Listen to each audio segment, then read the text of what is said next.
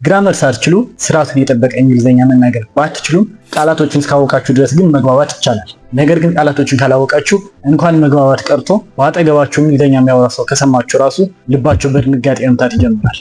በዚህ ቪዲዮ በእንግሊዝኛ ኮንፊደንስ እንዲኖራችሁ ጠንካራ መሰረት የሚሆኑ 50 ቃላቶችን ከነትክክለኛ አጣራቸው እየተለማመድን እንማራለን። እያንዳንዱ ግሩፕ ባለቀ ቁጥር መልሼ ስለምጠይቃችሁ ትኩረት ሰጣችሁ ተከታተሉ። ከቀላሉ እንጀምር አይደል? የመጀመሪያው ግሩፕ ፒፕል ኤንድ ፋሚሊ፣ ስለ ሰዎችና ስለ ቤተሰብ። ጓደኛ ምን ይባላል? ፍሬንድ። ለምሳሌ ፌቨን ኢዝ ማይ ቤስት ፍሬንድ። ፌቨን ኢዝ ማይ ቤስት ፍሬንድ። ፌቨን ምርጥ ጓደኛዬ ናት ለማለት ስትፈልጉ። ሁለተኛው ጎረቤት ምን ይባላል? ኒበር። ኒበር ኒበር። እስኪ ይበሉት። ናይስ። ለምሳሌ ማይ ኒበር ኢዝ ቬሪ ካይንድ። ማይ ኒበር ኢዝ ቬሪ ካይንድ። ጎረቤቴ በጣም ደግ ነው እያልኩ ነው። ቀጣይ ልጅ ስንል ልጅ ምንድን ነው? ኪድ አላችሁ። ኪድ ልክ ናችሁ። ኪድም ልጅ ማለት ነው። ነገር ግን ኢንፎርማል ለሆነ ንግግር ነው ኪድ ምንለው። በትክክለኛው ንግግር ወይም ስርዓት ያለው ንግግር ከሆነ ግን ቻይልድ ነው። ልጅ ቻይልድ ይባላል። ለምሳሌ the child is playing outside. the child is playing outside. ልጁ ውጭ እየተጫወተ ነው። the child is playing ነው ያልነው። am is are አድርገን verb ing ከተጠቀም ነገሩን እያደረግነው ነው ማለት ነው። ለዛ ነው is ብለን playing ስላደረግነው ድርጊቱን እየተከናወነ ነው ማለት ነው። ብዙ ልጆች ቢሆኑ ደግሞ children እንል ነበር። አሁን ግን አንድ ልጅ ስለሆነ child። by the way kid ኢንፎርማል ሲሆን ነው ያልኳችሁ። ሁለቱም ትርጉማቸው ተመሳሳይ ነው። ኪድ ኢንፎርማል ነው ማለት ኢንፎርማል የምንላቸው ንግግሮች ቀን በቀን ከቤተሰብ ጋር ከጓደኛ ጋር የምናደርጋቸው ንግግሮች ናቸው። መደበኛ ወይም ፎርማል የሆኑ ንግግሮች ግን መስሪያ ቤት ላይ፣ ሊትሬቸር ስነ ጽሁፍ ላይ፣ ሙያው ቦታ ላይ፣ ስርዓት ያለው ቦታ ላይ የምንጠቀመው ንግግር ከሆነ ግን ቻይልድ ነው የምንል እንጂ ኪድ አንልም። አራተኛ ላይ ደርሰናል። ባል ምን ይባላል? በትክክል ሃዝባንድ። ለምሳሌ her husband works in Boli. her husband works in Boli. የእሷ ባል ቦሌ ነው የሚሰራው እያሉ ነው። ሚስት ሲሆንስ ዋይፍ። his wife is a teacher. his wife is a teacher ብንል የእሱ ሚስት መምህር ናት እያሉ ነው። ስምንተኛ ስቱደንት ተማሪ። am a student. I am a student. by the way a ብለን የሆነ ነገር ሲመጣ ብላችሁ አንብቡት። student, a teacher, a place እንደዚህ እያላችሁ አንብቡት።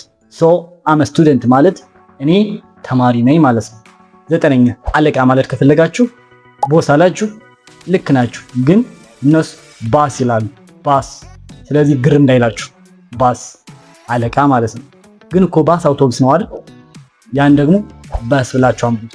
BUS በስ አውቶቡስ ማለት ነው። እሺ እዚህ ጋር ምሳሌ እንስራ። my bus is in a meeting. my bus is in a meeting. አለቃዬ ስብሰባ ላይ ነው ማለት ነው። my boss is in a meeting። አስረኛው ይቺ ቃል ትጠፋችኋለች። እንግዳ ምን ይባላል? stranger. stranger ያ ለምሳሌ don't talk to a stranger. do not talk to a stranger. don't talk to a stranger ከእንግዳ ጋር አታውራ ማለት ነው። ግሩፕ 1 ጨረስን ማለት ነው። wonderful። አሁን ሳይጠፋችሁን ከልሳት።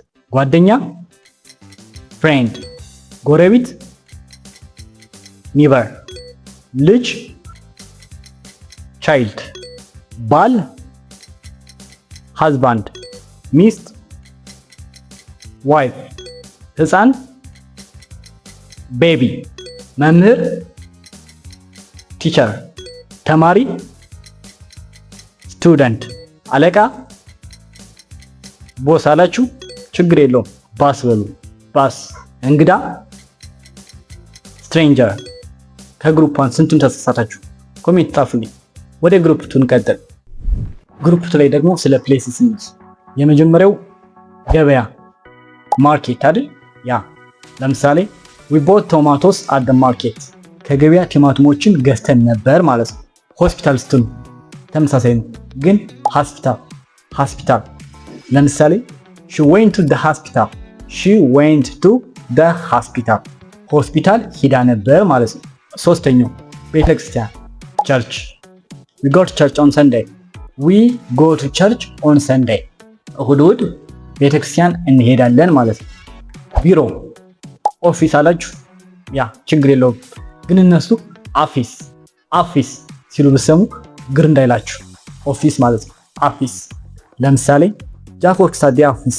ጃክ ወርክስ አት ዲ ኦፊስ። ጃክ የሚሰራው ቢሮ ነው ማለት ነው። አምስተኛው ባንክ፣ በእንግሊዝኛም ተመሳሳይ ባንክ ማለት ነው። I need to go to the bank። ወደ ባንክ መሄድ እፈልጋለሁ ነው። ቀላል ነው። ስድስተኛ አውሮፕላን ማረፊያ ምን ይባላል? ኤርፖርት።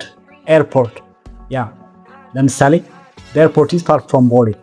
the airport is far from ቦሌ። የአየር ማረፊያው ከቦሌ ይርቃል ማለት ነው። ሰባተኛ ምግብ ቤት ምን ይባላል? ካፌ ያላችሁ? ኦኬ ሬስቶራንት። አዎ ሬስቶራንት ምግብ ቤት ነው። ሬስቶራንት ለምሳሌ let's eat at this restaurant። let's eat at this restaurant። እዚህ ምግብ ቤት ውስጥ እንብላ ማለት ነው። ሌትስ ከተባለ አንድ ነገር እናድርግ እንፈጽም ለማለት ነው። ሌትስ ፕሌይ ብትሉ እንጫወት፣ ሌትስ ሪድ ብትሉ እናንብብ። ሌትስ ብላችሁ የሆነ ነገር ካደረጋችሁ አንድ ላይ በጋራ የምታደርጉት ነገር ሲኖር ነው። እሺ ካፌ ያልነው ቅድም ካፌ ከሆነስ? ካፌ ከሆነ ግን ሻይ ቡና እንደ መክሰስ ምናምን ስናክ ነገር ያለበት ቺፕስ ሳንዶች ምናምን ያለበት ከሆነ ግን ቀለል ያለ ነገር ነው፣ ካፌ ይባላል።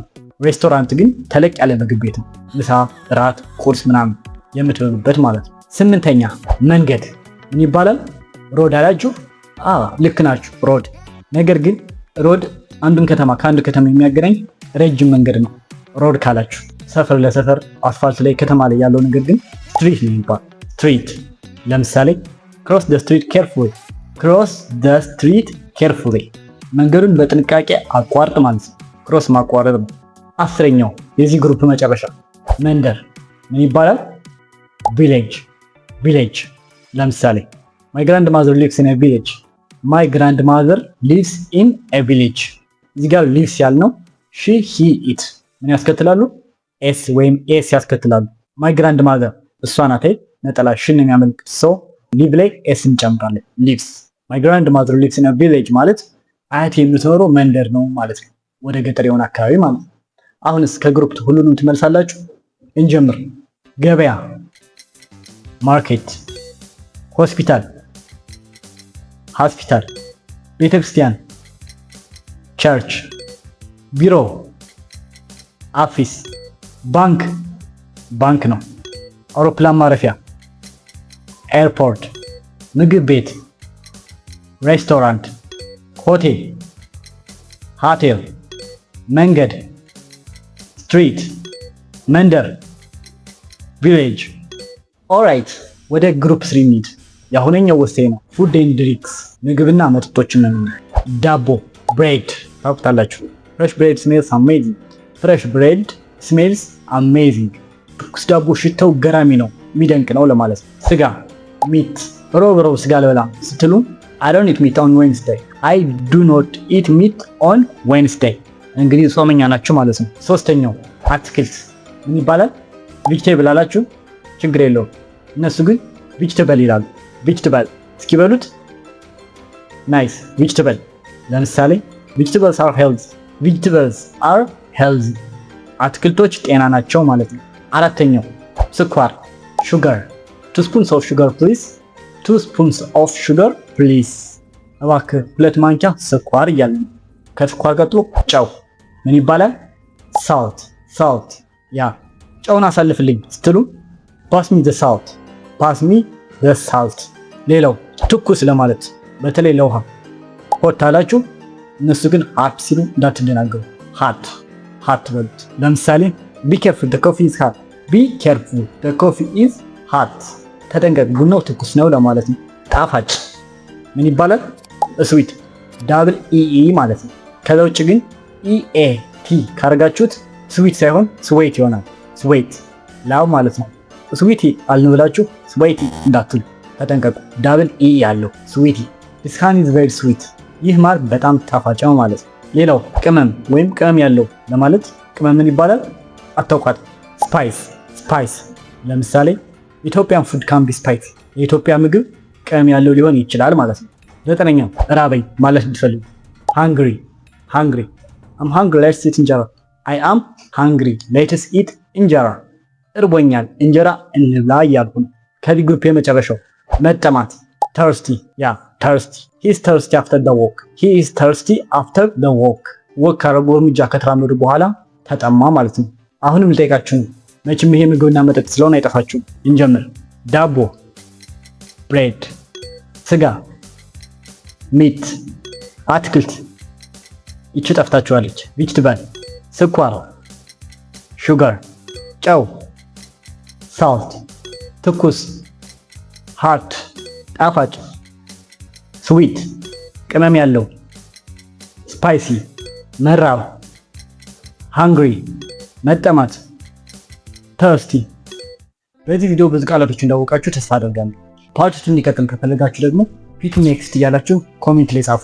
አሁን አንድ ነገር ብቻ ይቀራችኋል፣ ፕራክቲስ ማድረግ። ቪዲዮ ጠቃሚ ከነበረ የእናንተ ላይክ እና ሰብስክራይብ እየጠበቀ ነው። ታንክስ ፎር ዋቺንግ። ለርን እንግሊሽ ዊዝ ኮንፊደንስ። ጋድ ብለስ ኢትዮጵያ።